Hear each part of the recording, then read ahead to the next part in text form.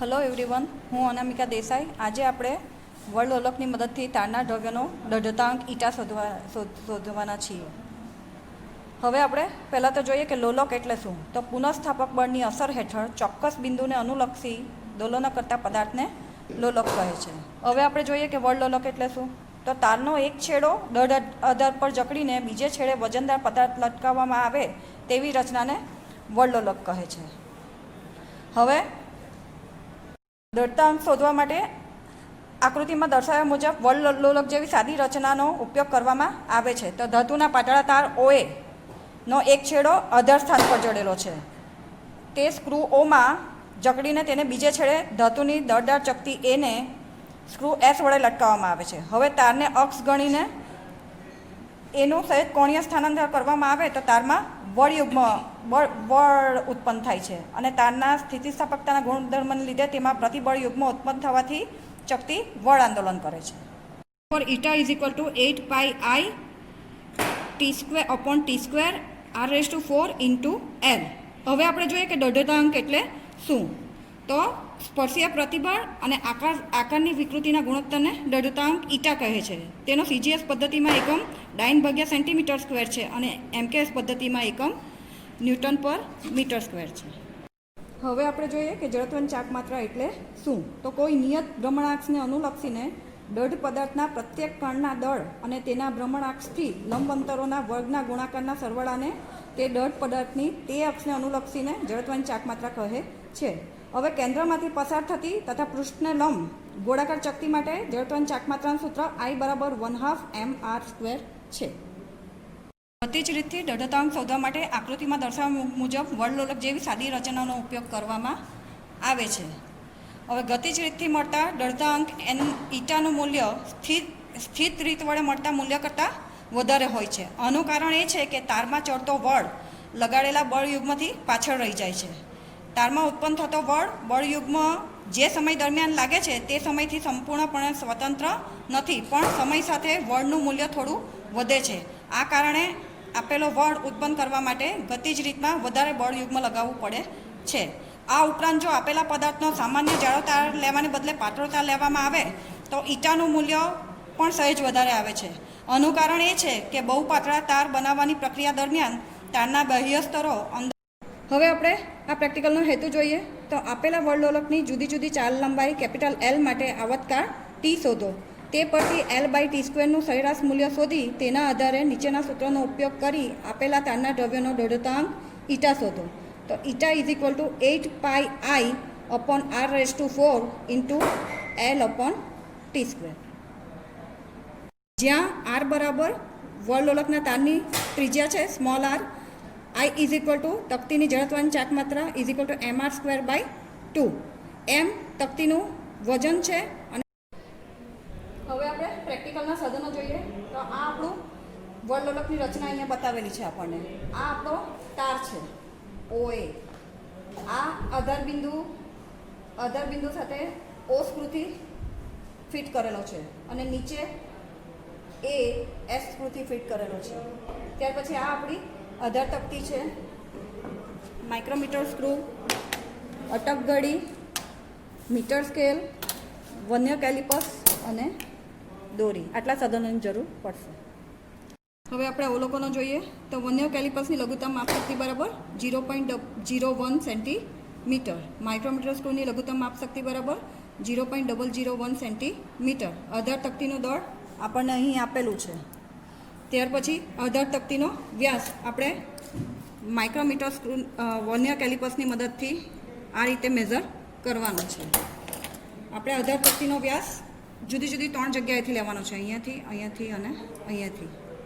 એટલે આપણને સરેરાશ વ્યાસ D મળશે. તેના પરથી આપણને તકતીની ત્રિજ્યા મળશે. તકતીની ત્રિજ્યા R = D/2 સેન્ટીમીટર. તેના પરથી આપણને આધાર તકતીની જડત્વની ચાકમાત્રા મળી જશે. I is equal to mr²/2. m આપણું તકતીનું વજન છે, r તકતીની ત્રિજ્યા છે. તેના પરથી આપણને જડત્વની ચાકમાત્રા મળશે g/cm². ત્યાર પછી આપણે માઇક્રોમીટર સ્ક્રૂની મદદથી તારનો વ્યાસ શોધીશું. આ રીતે જુદી જુદી 3 જગ્યાએથી આપણે વ્યાસ માપવાનો છે. સરેરાશ વ્યાસ ડી બરાબર 10 સેન્ટીમીટર, ત્રિજ્યા આપણને મળશે સ્મોલ આર બરાબર d/2 સેન્ટીમીટર. હવે આપણે અવલોકન કોઠો જોઈએ. તો ક્રમ વર્ણલોકના તારની લંબાઈ L સેન્ટીમીટર, આધાર તકતીનો 10 આંદોલન માટેનો સમય T1, T2 અને T3 સેકન્ડમાં, સરેરાશ T સેકન્ડ. આવર્તકાળ કેપિટલ T બરાબર T/10, 10 આંદોલન લીધા છે એટલે સેકન્ડ. T² સેકન્ડનો વર્ગ, L/T² સેન્ટીમીટર પર સેકન્ડનો સ્ક્વેર, ને સરેરાશ L/T² સેન્ટીમીટર સેકન્ડનો વર્ગ. હવે આપણે પ્રેક્ટિકલ કઈ રીતે કરવાનો છે અને રીડિંગ કઈ રીતે લેવાના છે તે આપણે જોઈશું. તો પહેલાં આપણે વર્ણલોકના તારની લંબાઈ સેટ કરવાની છે. તો આપણે અહીંયાથી અહીંયા સુધી તારની લંબાઈ પહેલાં આપણે 25 સેન્ટીમીટર સેટ કરીશું. આ સ્કેલ પરથી આપણે 25 સેન્ટીમીટર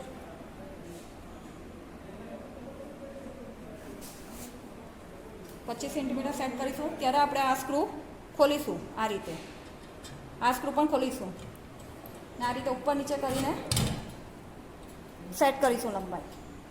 ત્યાર પછી આ સ્ક્રૂ પણ બંધ કરવાનું છે. આ સ્ક્રૂ બંધ નહીં કરીશું તો શું થાય, આ સ્ક્રૂ ખુલ્લું રહી જાય તો આપણી લંબાઈ નીચેથી ઉપર સુધીની દેખાશે, આટલી લંબાઈ ગણાઈ જશે. તો આપણે લંબાઈ કેટલી રાખવાની છે, 25 સેન્ટીમીટર અહીંયાથી અહીંયા સુધીની. પછી આ સ્ક્રૂ ફિટ કરી દેવાનું.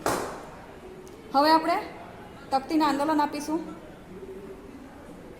તો એકદમ નાના આંદોલન આપવાના છે આ રીતે.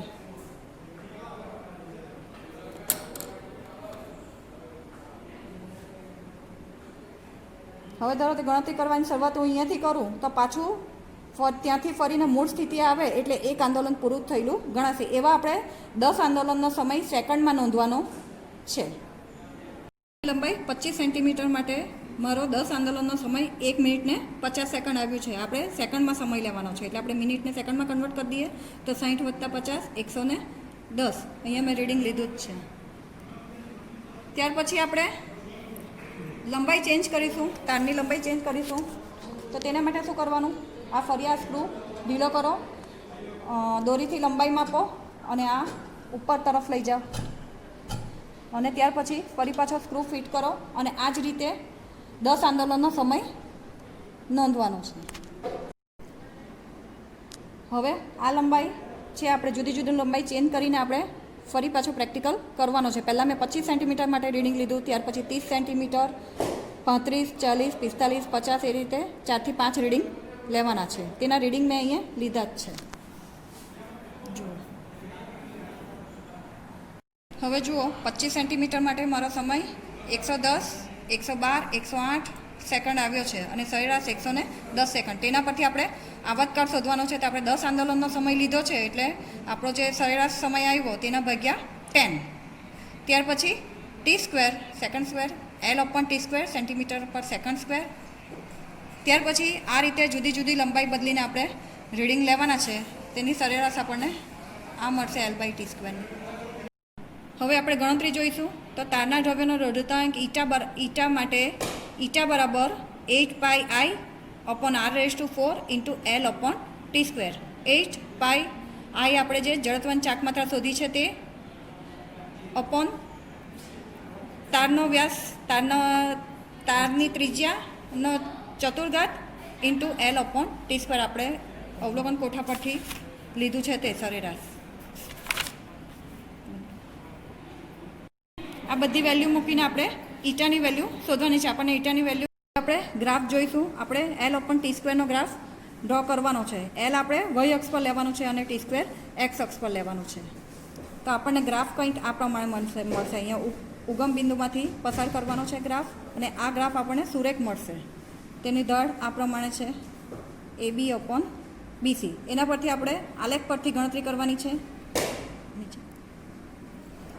આલેખ પરથી તારના દ્રવ્યનો રૂઢતાંક ઈટા બરાબર 8πi/r⁴ ઇન્ટુ આપણને જે દળ મળ્યો છે તે દળ આપણને L/T² જ મળશે. આપણને આ પ્રમાણે મળે છે જુઓ, અને તેનો દળ AB/BC. આ વેલ્યુ આપણે દળનું મૂલ્ય મૂક્યું છે. ઈટા બરાબર 8πi/r⁴ ઇન્ટુ દળ. તો આપણને ઈટાની વેલ્યુ 7.97 × 10⁻11 9 સેન્ટીમીટરનો સ્ક્વેર મળશે. ગણતરી પરથી ઈટાની વેલ્યુ અને ગ્રાફ પરથી ઈટાની વેલ્યુ આપણને જે મળી છે તે બંને કેવી મળી છે, સરખી મળી છે. તેના પરથી આપણે પરિણામ જોઈએ.